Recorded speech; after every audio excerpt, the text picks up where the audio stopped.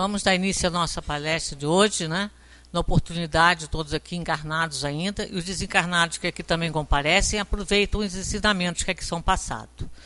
Vamos agradecer a Deus pela oportunidade do encontro, mais uma vez estudando sobre essa doutrina que nos esclarece tanto, para que nós tenhamos um comportamento digno, que nós sejamos elegantes, como diz a nossa irmã Sueli, nas nossas ações, nos nossos pensamentos, com relação a todos que de nós rodeiam, encarnados ou desencarnados. Por isso, Senhor, rogamos por continuar interessado em aprender essa doutrina que nos ajuda tanto. Os espíritos que aditaram para o nosso irmão Kardec ensinaram e passaram para nós todas as informações necessárias que nós possamos assimilar nessa encarnação, na capacidade que somos e temos ainda de espíritos imperfeitos. Por isso, Senhor, que nós tenhamos sempre interesse em vir buscar o conhecimento e colocá-lo em prática, que a maior importância tem é quando nós aprendemos e botamos isso como função na nossa vida, exercendo todos os ensinamentos ou nos esforçando pelo menos para tal. Que a paz e a luz possa permanecer entre nós, que a ajuda desses bons amigos espirituais possa nos favorecer e que nossa irmã possa brilhantemente passar os ensinos dos espíritos para nós. Graças vos damos que assim seja. Então vamos ouvir a Sueli. Uma boa tarde a todos. Continuamos aqui com o nosso capítulo, que até está muito de acordo com a época, né? Porque nós tivemos aí a homenagem do povo americano aos que desencarnaram naquela tragédia, né? E ali a gente pode exemplificar muita coisa aí do que a gente tem aprendido aqui na doutrina com a questão da fatalidade. Quando a gente fala que nós somos instrumentos nesse mundo para o bem e para o mal. E nós terminamos a nossa reunião na semana passada falando aquela questão desenvolvida. Assim, qualquer que seja o perigo que nos ameace, não morreremos se a nossa hora não chegou? E eles respondem categoricamente, não morrerás. E tens disso milhares de exemplos. Mas quando chegar a tua hora de partir, nada te livrará. Deus sabe com antecedência qual gênero de morte, porque partirás daqui, e frequentemente teu espírito também sabe, pois isso lhe foi revelado quando fez a escolha desta ou daquela existência. Então essa questão desse ato terrorista que levou tantos irmãos, tantas almas dessa terra, a gente encontra ali um material farto para justificar e ilustrar isso que a gente aprende aqui. Quantas pessoas naquela tragédia não desencarnaram estando dentro daquelas torres? Outros foram impedidos de trabalhar naquele dia por alguma razão. Eu me lembro na época que teve um que não foi porque tinha que levar o filho à escola, que ele não podia perder a aula e a mulher não podia ir, ele não conseguiu ninguém para levar. Então ele ia trabalhar mais tarde. Ele não foi na hora que ele ia trabalhar um pouco mais tarde. Ele ia chegar lá umas 2, 3 horas depois do que ele deveria. E, no entanto, ele nem foi, né? Porque aconteceu aquela tragédia. Então, ele foi impedido de ir porque ele teve que levar o filho à escola. Parece corriqueiro isso. Teve que levar o filho na escola. Então, o filho não podia faltar? Não podia, porque não podia ficar em casa sozinho. Não tinha ninguém para ficar com ele. Ele tinha que trabalhar. A mulher teve um problema também, não sei se foi no trabalho. Eu sei que ele disse que não foi por essa razão. E outras justificativas de outras pessoas, tão assim, simples, né? sem grandes compromissos. E outros que estavam lá dentro conseguiram sair. Então é aquela coisa, seja qual for o perigo que vos ameace, não morrerás. E tens disso vários exemplos. Aquelas mortes foram mortes trágicas. Todos que ali morreram naquele momento foi esse tipo de gênero de morte, né? Uma morte trágica. Ainda que tenham sido alguns, assim, sofrido infartos, porque também houve esse problema por causa da situação, como aqui em Friburgo também houve. Aqui nós tivemos pessoas que morreram de ataque cardíaco por causa da tragédia. Né? Um senhor que viu a casa dele desabar morreu do coração. Então outros tantos acontecem isso também. Parece que lá no sul teve um caso assim. Quer dizer, ainda que seja por uma doença, mas foi uma forma trágica, porque a razão foi aquela ali. Não devia estar muito bem, já devia carregar um problema, tudo bem. Mas, de qualquer forma, aquela ali foi a justificativa. Né? Muitos, na hora de uma comoção, infartam, né? Como em alguns acidentes de avião, depois quando eles fazem o reconhecimento dos corpos e tudo, quando há condição de analisar a causa da morte, quantos passageiros não morrem da queda, morrem do coração na hora que começa o problema todo, eles dão um ataque cardíaco, há pouco tempo num voo teve um problema desse. Então, quer dizer, são situações que está na hora da pessoa partir, né? Aquilo que a gente comentou na semana passada, fatalidade só o momento da morte, da chegada e da partida.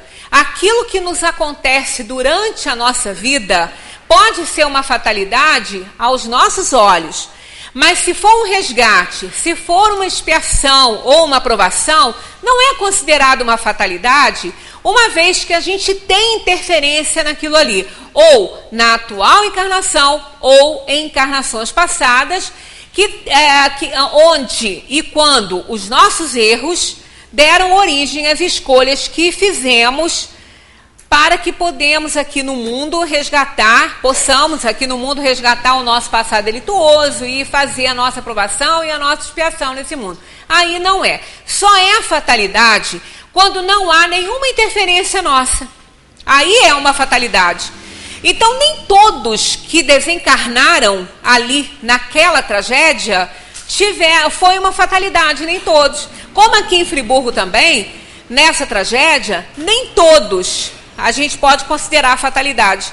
Aquele que saiu, que estava do lado de fora, indo embora com a família, resolveu voltar para tirar o carro lá de dentro e morreu, ali não era mais uma fatalidade. Porque ele teve a opção de escolha. Ele teve como escolher. Toda a família já estava do lado de fora, ele também. Ele voltou para buscar o carro. Aí já não é. Ele teria que morrer? Poderia ser que sim, mas não deixou de ser uma imprudência dele.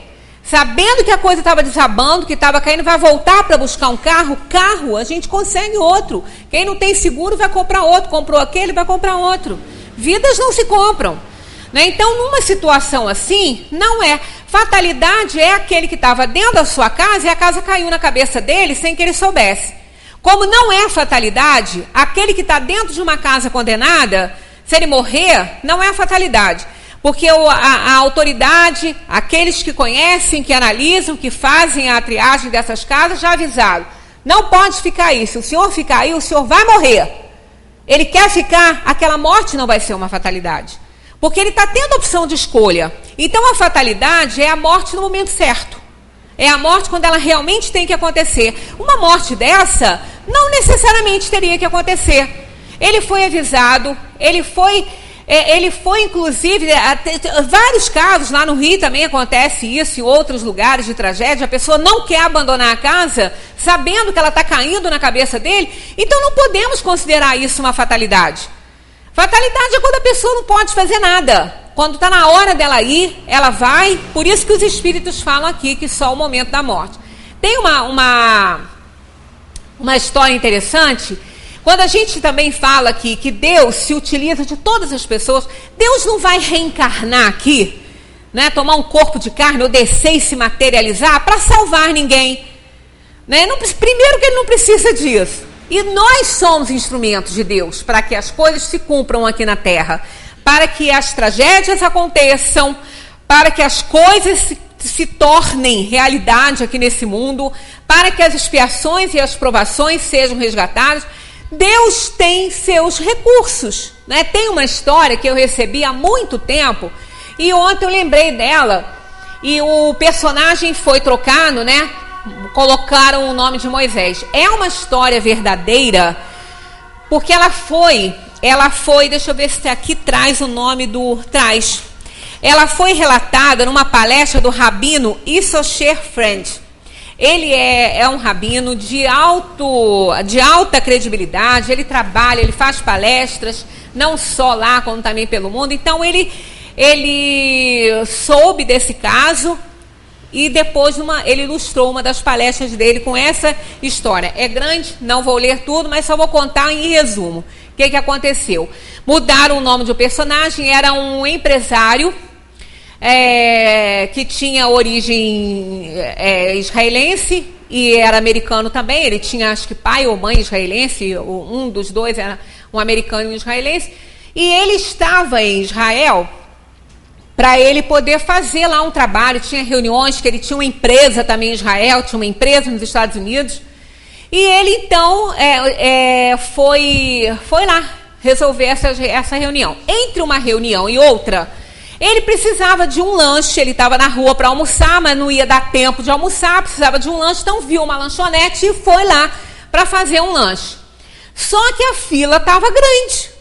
E ele olhava o relógio e a reunião estava se aproximando e não estava dando tempo dele comer. Ele começou a ficar do jeito que a gente fica assim, quando a gente não sabe o que vai fazer, que a gente fica assim, como se estivesse dançando em torno da situação, tentando resolver. Ele começou a fazer isso aí. Um israelense que estava lá, percebendo assim a agonia dele, falou: o senhor está precisando de alguma coisa? O senhor está nervoso? Ele falou: não, eu queria só fazer um lanche, que eu tenho uma reunião agora e não vai dar tempo. Ele falou assim: não tem problema, eu troco de lugar com o senhor. Ele estava, só tinha ele mais para ser atendido. Aí ele deu o lugar dele e foi lá para a fila, lá para trás, para onde estava esse empresário. Esse empresário, então, comeu o lanchinho dele e, correndo por causa da hora. Ele já estava um pouco, bem assim longe. Ele escutou um estrondo, um barulho enorme, e ficou apavorado com aquilo. Aí nisso vinha o pessoal correndo, e ele perguntou a um rapaz que vinha correndo o que tinha acontecido. Ele falou assim: um homem-bomba acabou de estourar uma bomba na lanchonete e tal. Era exatamente onde ele estava. E pelo tempo, ele achou que aquele homem que deu lugar para ele tinha morrido, por causa mais ou menos do tempo que estava levando as pessoas para serem atendidas. Ele esqueceu da reunião, ele esqueceu do compromisso e voltou correndo lá para ver o que tinha acontecido com aquele homem bom que deu lugar para ele e que salvou a vida dele, porque ele não estava lá na hora da explosão da bomba. Não achou o homem e ficou procurando entre os feridos ali, outros já tinham sido levados. Ele esqueceu do compromisso e começou a procurar nos hospitais para onde eles estavam sendo levados para ver se achava aquele homem. Encontrou o homem que já estava com o seu filho, sendo lá socorrido. Não tinha morrido, estava sendo socorrido e estava ainda estava em observação. Eles iam fazer exames para ver o que ele ia precisar, quais eram os cuidados. Ele, então, pegou o cartão dele, deu para o filho dele e falou assim: olha, esse homem salvou a minha vida e eu quero fazer alguma coisa por ele. Fique com o meu cartão, o que ele precisar, você me telefona. Eu moro nos Estados Unidos e o que ele precisar, você me telefona. Um mês depois, isso foi em agosto de 2001.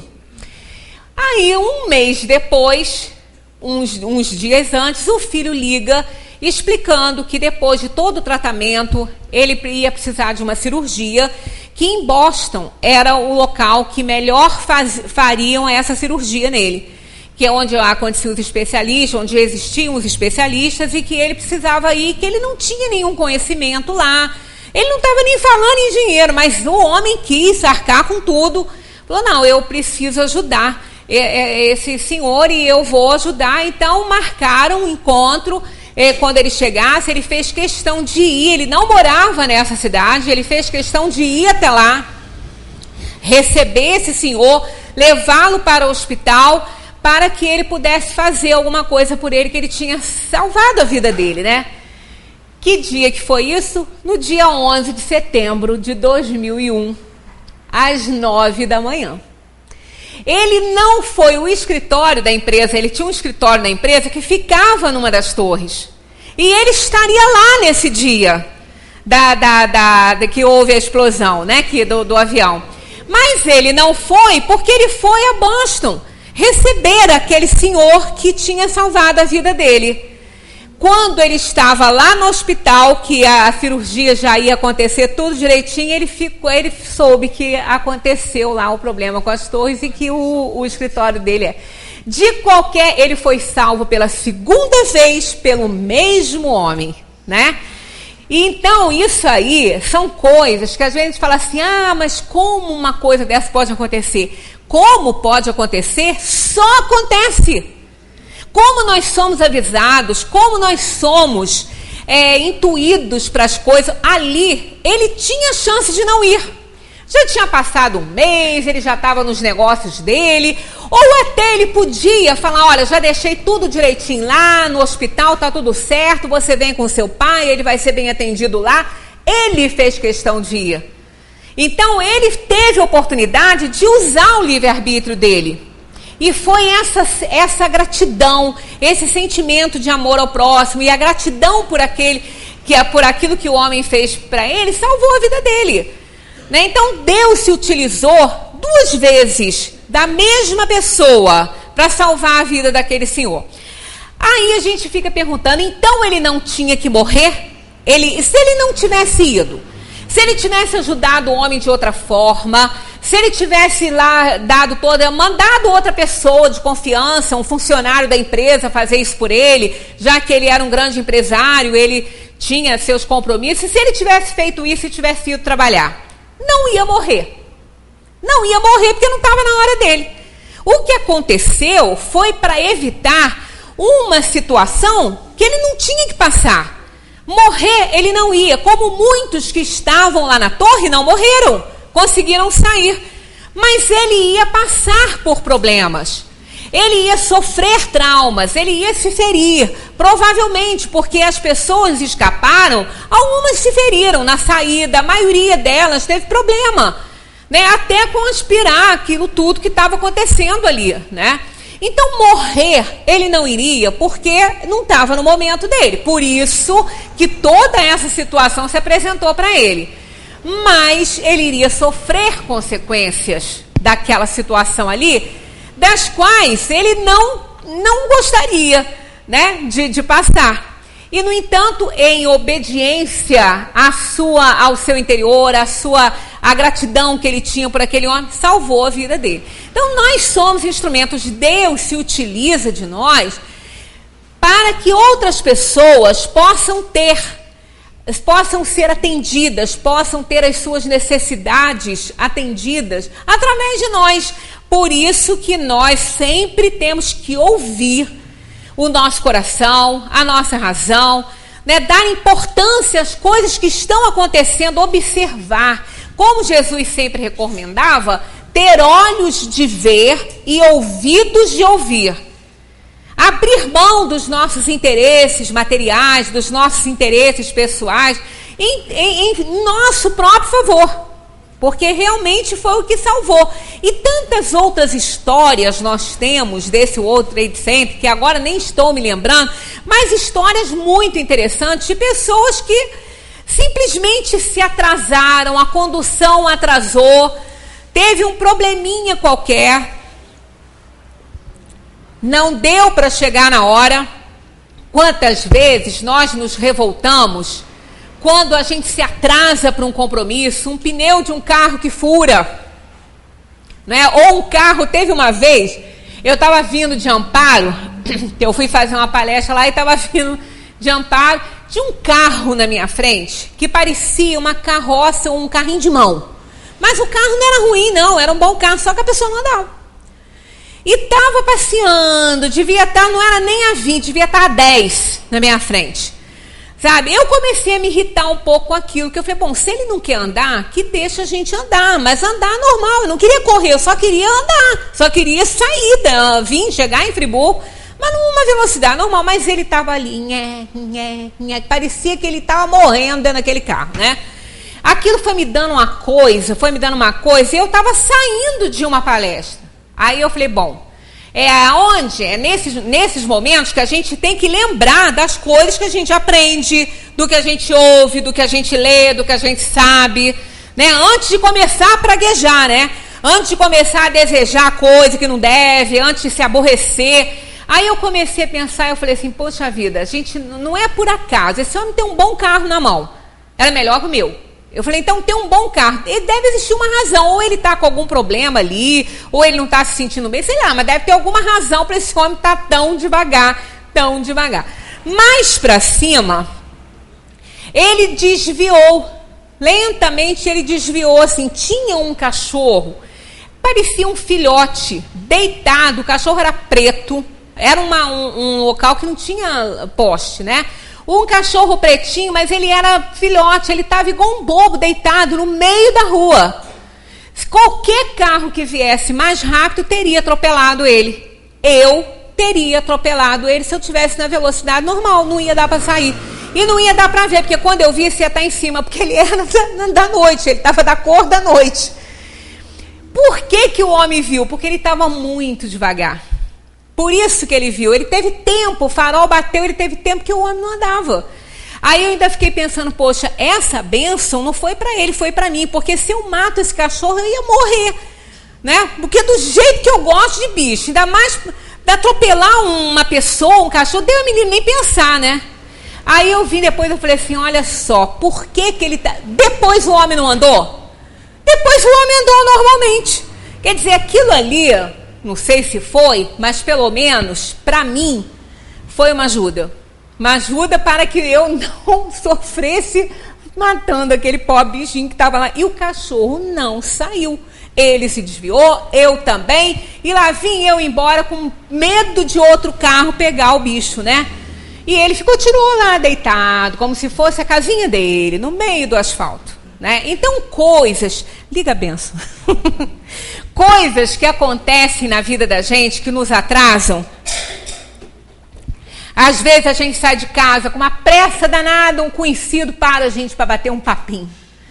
Aí a gente pede perdão a Deus e reza, meu Deus, eu preciso ir embora, eu preciso sair. E, no entanto, aquele pequeno atraso, aqueles minutinhos podem salvar a nossa vida.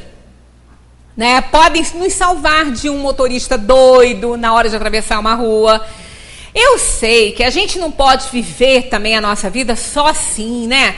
Só achando que tudo acontece. Não é bem assim, mas a gente não deve ficar apavorado com essas situações, com raiva do outro que nos atrasou, que nos fez perder esse ou aquele compromisso, porque realmente a gente não pode imaginar o que estaria reservado para a gente se aquela pessoa não nos atrasasse, se a gente não tivesse perdido aquele avião, né, ou aquela passagem, chegada atrasada em algum lugar, porque nada acontece por acaso na vida de alguém.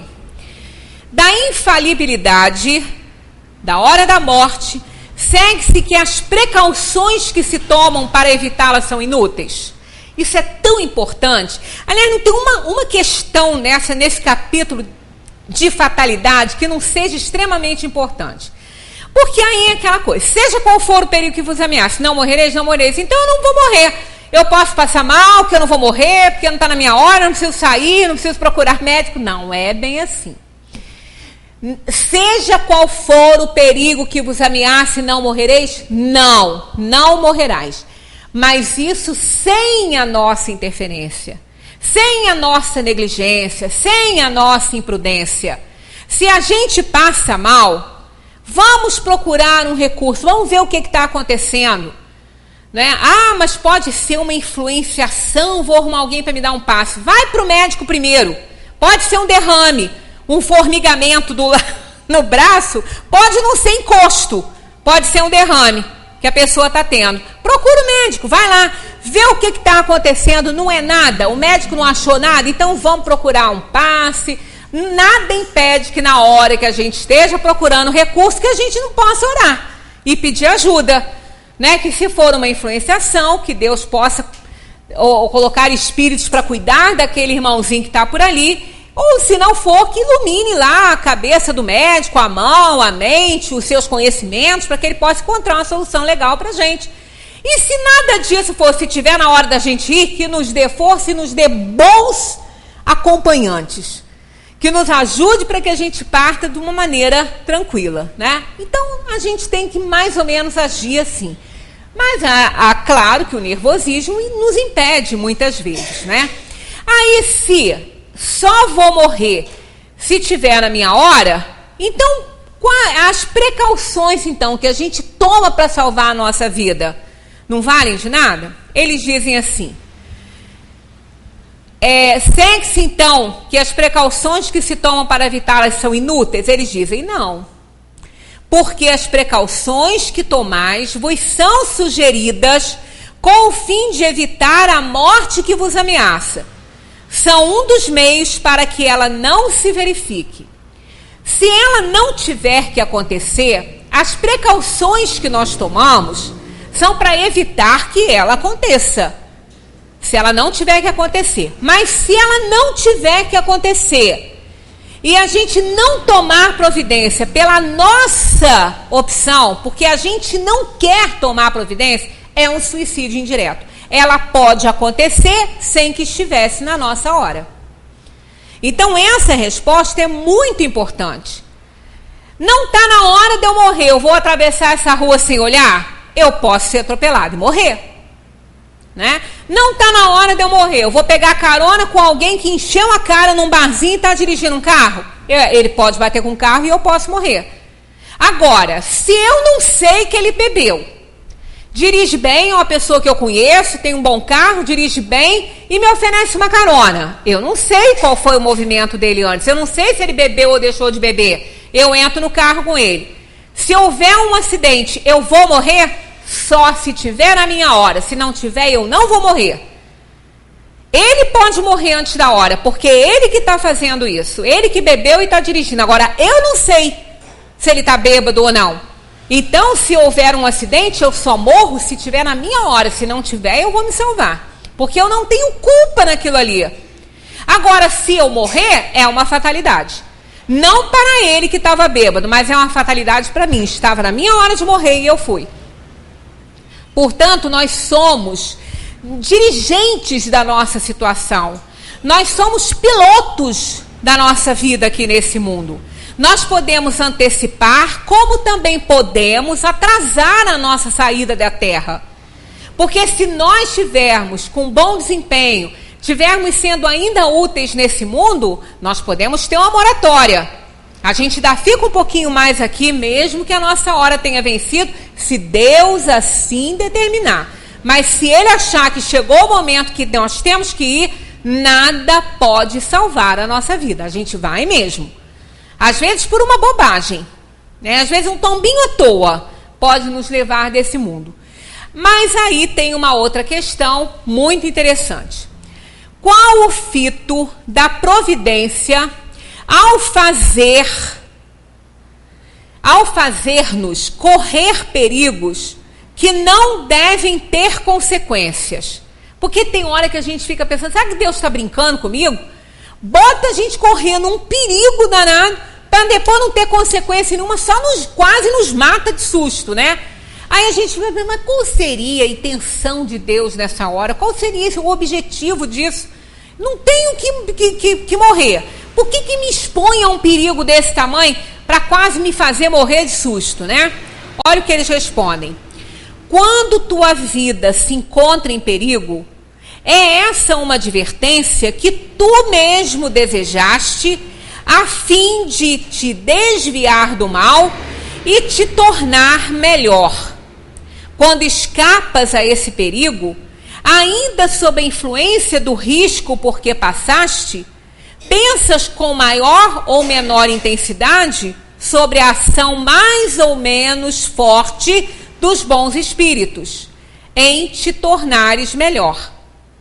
O mau espírito retornando, digo mal, subentendendo o mal que ainda existe nele, porque não existe um mau espírito. Existe um espírito que ainda está nessa classe ainda da inferioridade, né? Então o mau espírito retornando, pensas que escaparás da mesma maneira a outros perigos e deixas que as tuas paixões se desencadeiem de novo. Olha só que interessante, né? Às vezes a gente escapa de um perigo.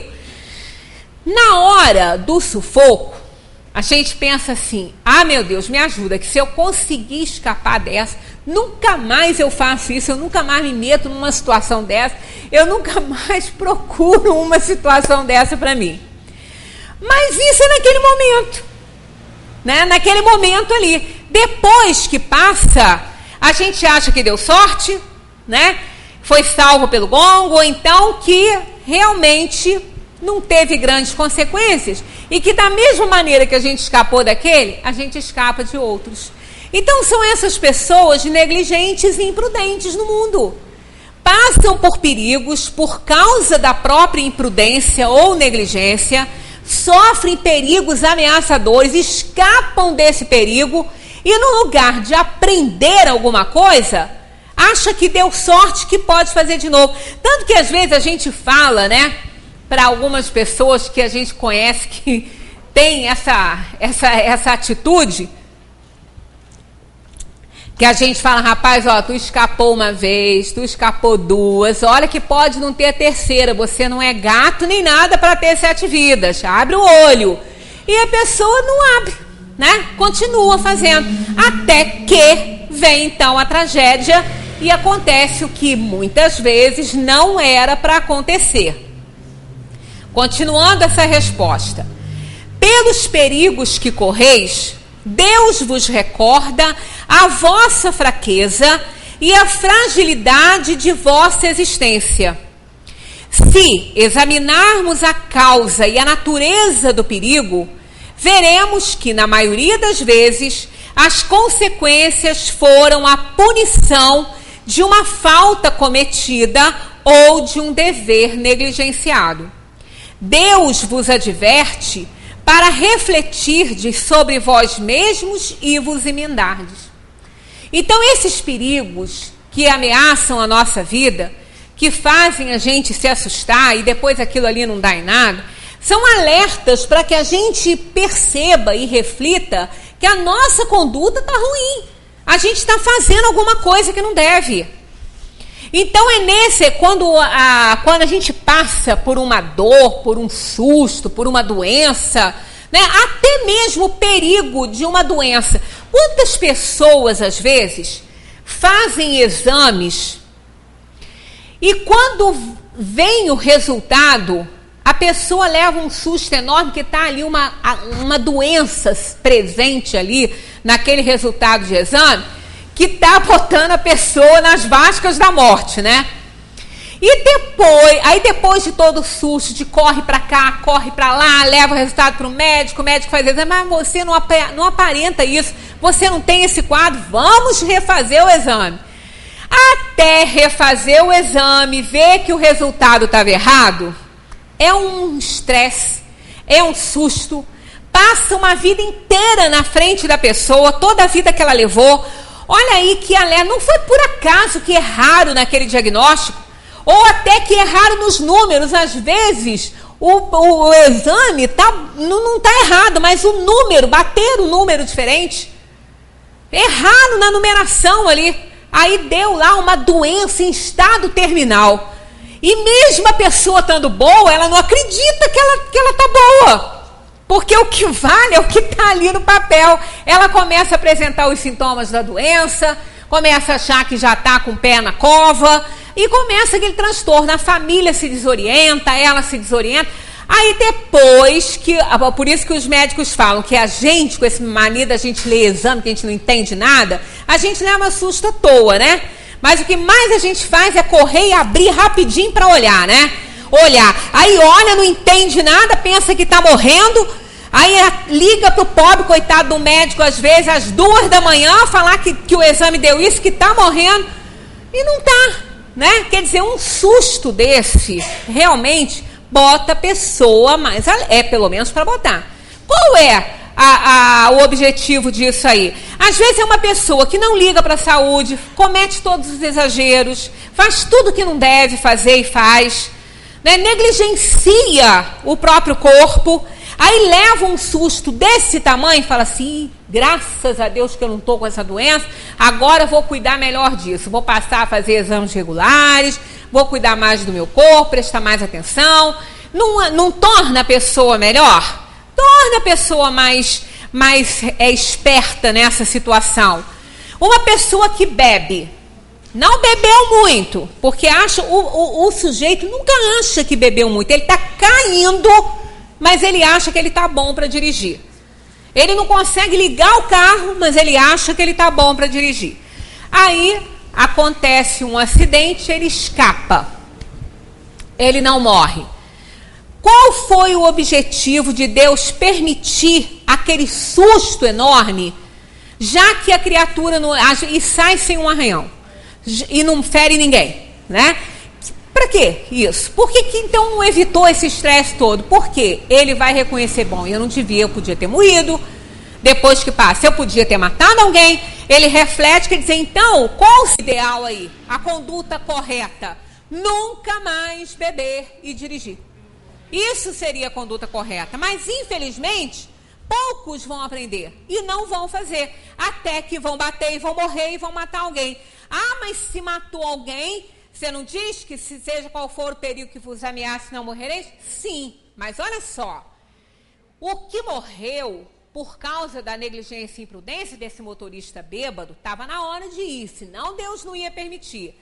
Só que quem matou assume a responsabilidade da morte. Porque se dependesse dele, o sujeito morria mesmo, como morreu. Porque ele foi imprudente e foi negligente.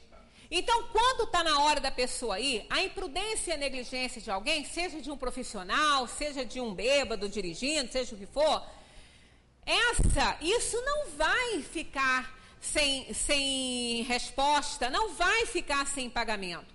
Foi responsável pela morte do outro. Porque ele tinha que morrer de uma maneira trágica. Mas não precisava ser pela mão dele. Não precisava ser pela imprudência dele. Quem estava lá no World Trade Center quando ele desabou, quando ele caiu, quem foi responsável por aquelas mortes diante do mundo? Os terroristas que jogaram o avião lá, junto com todos aqueles que planejaram. Então, eles foram responsáveis. Morreram porque estava na hora. Mas eles poderiam ter morrido de outra forma. Atravessava a rua, levava um tombo, ou um carro atropelava sem que o motorista fosse culpado, entrando na frente do carro. É outra história. Então, o que nós temos que primar por não ser instrumento para a morte trágica de ninguém, para a desgraça de ninguém, para o sofrimento de ninguém, porque Deus não precisa de nós para isso. Se Ele precisasse, o que ia acontecer? Então, teria alguém destinado a fazer o mal para que aquele outro que fez o mal na encarnação passada pudesse resgatar o seu passado. Então, aquele que hoje está sendo usado para que ele resgate não seria responsabilizado se tivesse alguém destinado a isso. Mas não tem. Não tem. Quando a gente vem para esse mundo, ninguém está destinado a fazer o mal a ninguém, a matar ninguém, a ser instrumento para o mal. Ninguém está destinado a isso. Agora, pelo gênero de vida que nós escolhemos, pelo tipo de imprudência e negligência que a gente comete no dia a dia, nós estamos assim nos habilitando a ser instrumentos para o mal. E vamos ser responsabilizados por isso, independentemente de ser fatalidade ou não. Seremos responsabilizados pelas nossas atitudes erradas. Não importa se está ou não na hora do outro morrer. Isso não é problema nosso. Problema nosso é a nossa imprudência, é a nossa negligência. Isso é problema nosso. Para isso aí, vai ter um custo e não tem negociata. Não pode negociar. Para essa cobrança, não adianta botar cachorro para botar cobrador a correr, porque não vai conseguir, né?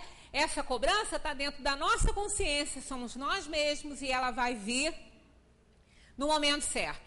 Não necessariamente quando desencarnarmos, pode vir até na atual encarnação. Aqui nessa questão, eles fazem referência para que a gente veja a 526. Então vamos ver o que a 526 tem para nos dizer dentro desse assunto aí, sobre essa questão do perigo, né, que nos ameaça. Tendo os espíritos ação sobre a matéria, podem provocar certos efeitos com o fim de produzir um acontecimento? Assim, eu tenho que sofrer uma tragédia, tenho que partir daqui de uma maneira trágica. Então, esse capítulo aqui que eles fazem a referência é a influência dos espíritos sobre os acontecimentos da vida. Aí a questão é essa. Tendo os espíritos ação sobre a matéria, podem provocar certos efeitos com o fim de produzir um acontecimento? Por exemplo, um homem deve perecer. Sobe então numa escada. Essa se quebra e ele morre. Foram os espíritos que fizeram quebrar a escada para que se cumpra o destino desse homem? Olha o que eles respondem.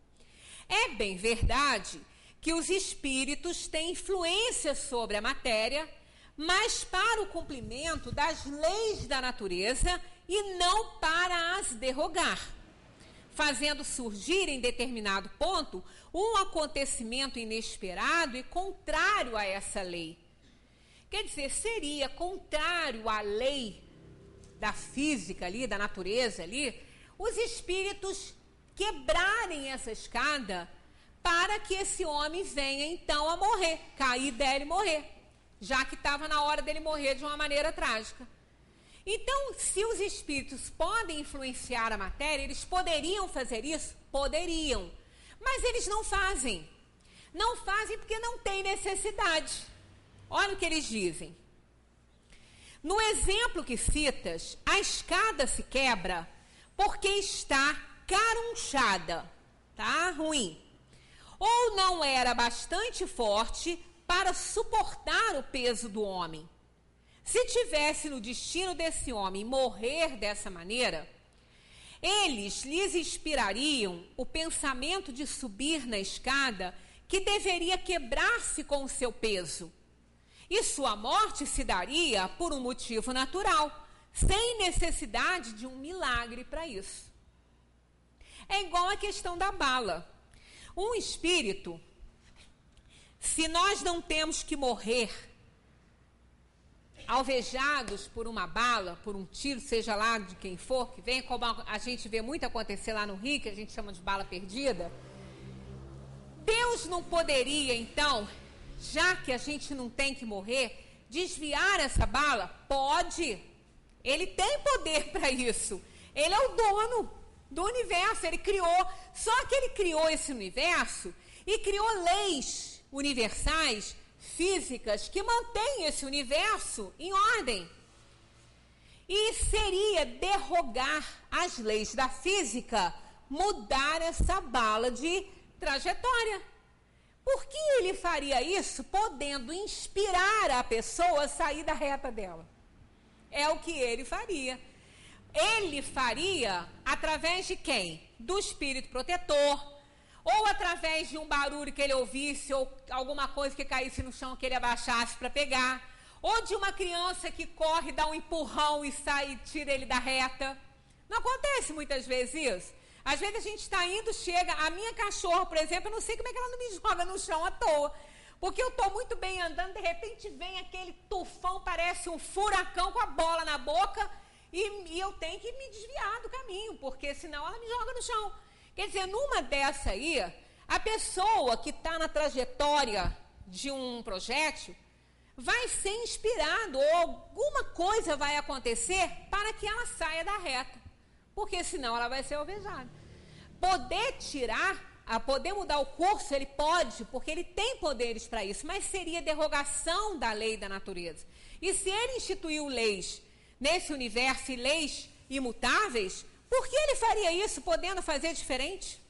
Né? Então, lógico que isso aí não estaria de acordo. Os espíritos podem, com certeza, influenciar a matéria, mas não da maneira, né, que nós imaginamos. Tem a 532 também, que é interessante a gente ler, que está dentro dessa explicação assim. Os espíritos têm o poder de desviar os males de certas pessoas, atraindo para elas a prosperidade? Não o podem fazer inteiramente, é o que eles respondem. Porque há males que pertencem aos desígnios da providência, mas minoram as vossas dores, dando-vos paciência e resignação. Sabei também que depende frequentemente de vós desviar esses males, ou pelo menos atenuá-los. Deus vos deu a inteligência para a usardes, e é sobretudo por meio dela que os espíritos vos socorrem, sugerindo-vos pensamentos favoráveis. Mas eles não assistem senão os que sabem assistir-se a si mesmos. É esse o significado das palavras: buscai e achareis, batei e abrir-se-vos-á. Sabei ainda que aquilo que vos parece um mal, nem sempre o é. Frequentemente, um bem deve resultar dele, que será maior que o mal, e é isso o que não compreendeis, porque não pensais senão no momento presente ou na vossa própria pessoa. É aquilo que a gente já falou dos transtornos que acontecem na nossa vida, que nos impedem alguma coisa, de fazer alguma coisa que queremos, nos impedem de ir a um lugar que queremos ir, não é? Que cortam o nosso barato, digamos assim, né? Que cortam a nossa alegria, cortam o nosso barato no dia a dia aí, mas a gente não tem olhos para alcançar o que poderia acontecer se aquilo ocorresse da maneira que a gente queria. Oscar Wilde, ele era muito doido, né? Escreveu o Retrato de Dorian Gray, que foi a sua grande obra. Mas escreveu outras coisas e tinha muitas frases, né? Ele dizia sempre assim, que quando os deuses querem nos punir, atendem às nossas preces, fazem o que nós queremos. E é verdade. O pai que não se importa com o filho, não precisa castigar não, só deixa ele fazer o que ele quer. Ele vai se ferir, ele vai cair, ele vai se machucar, vai se desgraçar. E é mais ou menos isso que aconteceria conosco se nós tivéssemos os nossos desejos assim concretizados, né, pela divina providência. 856. O espírito sabe, por antecipação, qual o gênero de morte que deve sofrer? Lá em cima, na 853, eles já falaram que a maioria, né, frequentemente sabe. E eles aqui dizem, sabe que o gênero de vida que por ele escolhido o expõe a morrer mais de uma maneira que de outra, mas sabe também quais as lutas que terá de sustentar para o evitar. E que, se Deus o permitir, não sucumbirá. Né? Às vezes a gente vê determinadas profissões, determinadas coisas que a gente diz, gente, a criatura não tem pena da vida. Porque olha no que a criatura trabalha. Mas tem que ter alguém para fazer aquele serviço. Tem que ter. Então não é porque ele está num serviço perigoso, não é porque ele está numa atividade perigosa que ele vai morrer.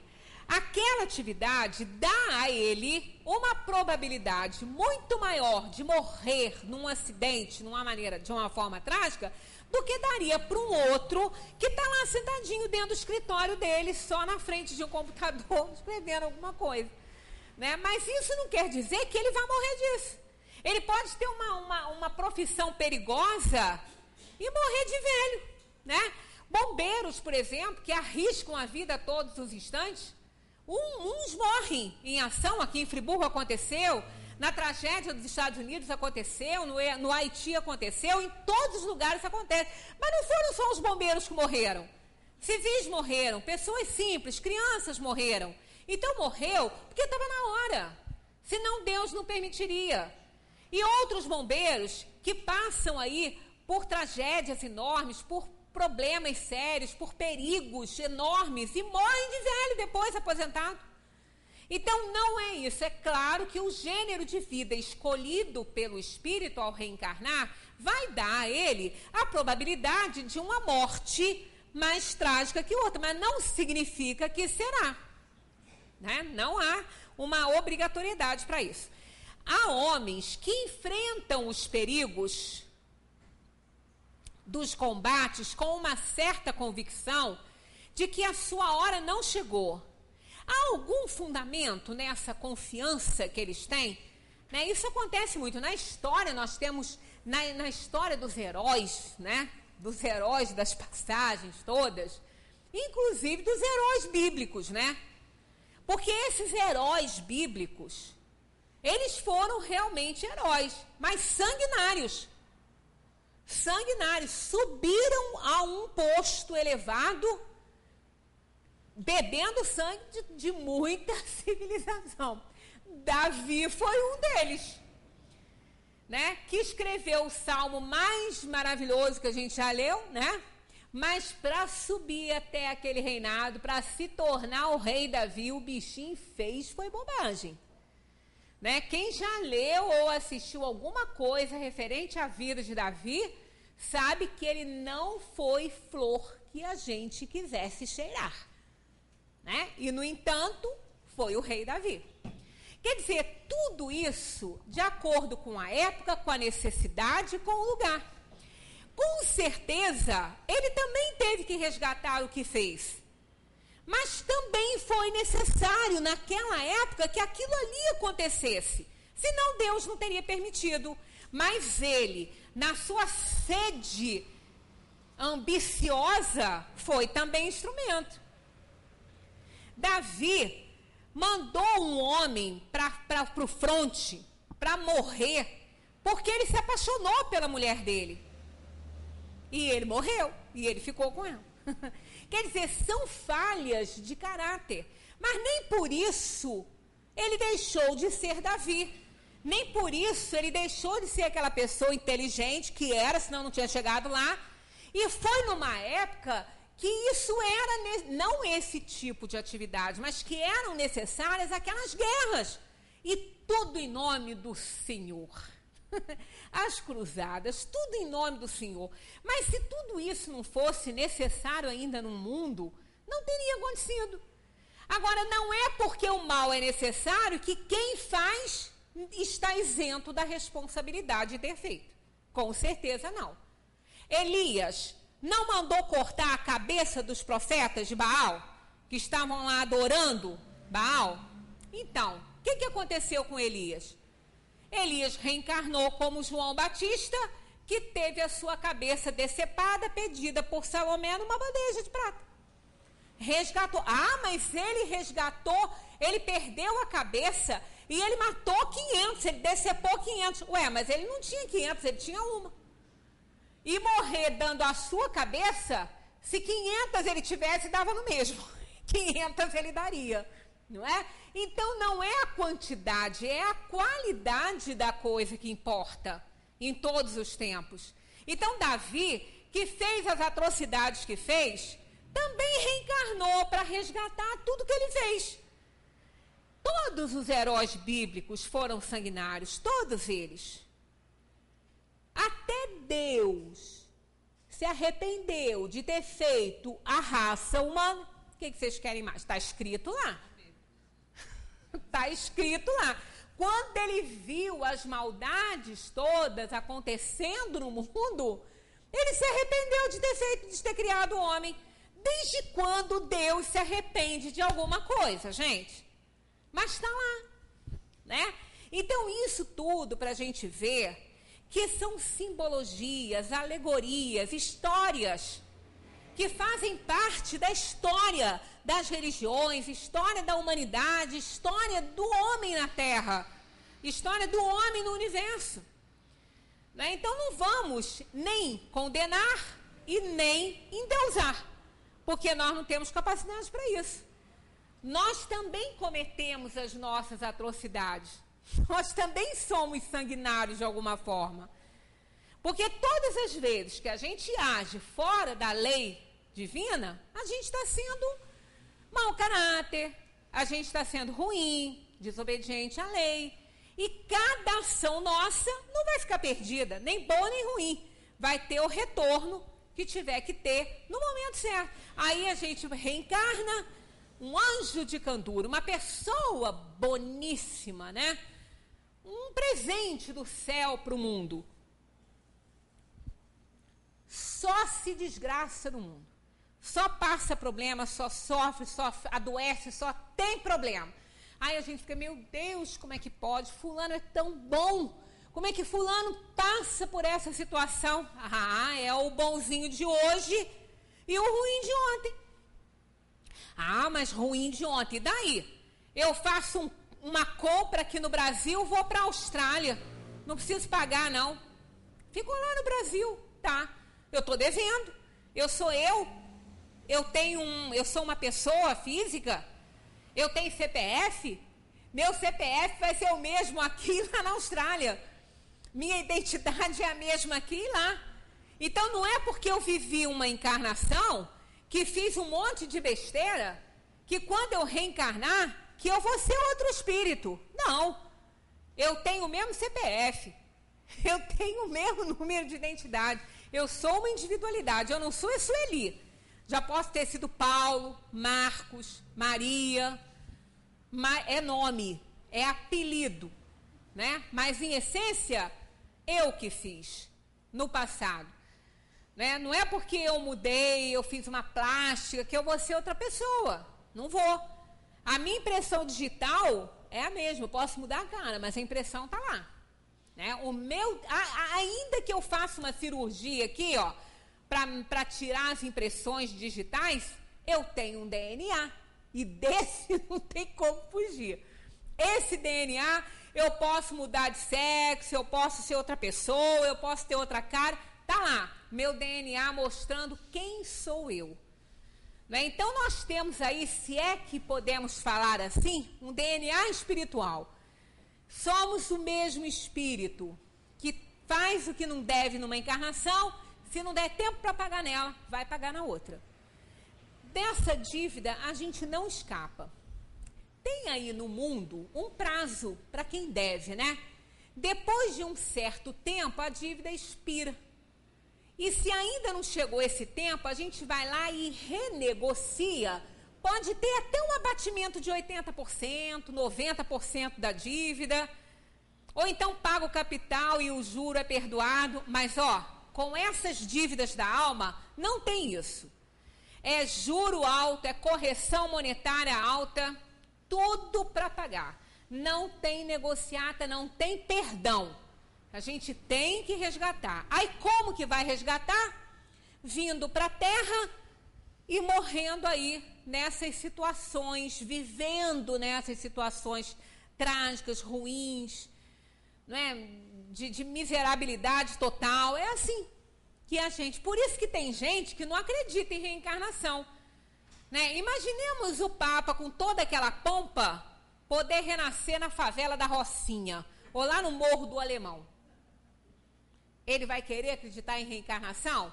Não, ele vai fazer igual Constantino e a mulher de Constantino, que mandou matar todas as prostitutas e considerou, antes do concílio de Constantinopla, considerou a pré-existência da alma herética, porque não havendo pré-existência, não ia haver após-existência, não ia haver dívida, não ia haver reencarnação. Aí depois, no concílio de Constantinopla, isso foi passado a limpo e entrou lá, e o pobre do Papa assinou que não teve culpa nisso. A igreja em si não teve culpa nisso. Não foi ela que considerou a pré-existência da alma e a reencarnação heréticas. Não foi a igreja. Foi Constantino, porque influenciado pela sua mulher, que era uma prostituta, que depois que casou com ele, se tornou uma dama, né? Uma imperatriz lá, mandou matar as prostitutas todas que se orgulhavam da sua amiga estar lá casada com Constantino. E com isso achando que fosse acabar com a questão da reencarnação. Não é igual que a gente faz, né? Que a gente acaba com as coisas, deixa de acreditar naquilo, porque não nos convém, né? Isso aí não muda nada, não muda nada, porque a lei de Deus é a lei de Deus, não vai mudar nada. Bom, nós chegamos aqui ao nosso horário e ainda temos algumas coisas para falar sobre essa questão de fatalidade, né? Nessa questão que eu acabei de ler, sobre aqueles que vão fazer alguma coisa na certeza absoluta, né, que estavam ali, que não iam perecer, incluem-se esses heróis bíblicos, que o que eles fizeram não era para eles sobreviverem, mas eles tinham certeza que eles não iam morrer, matavam pra caramba, mas não morriam.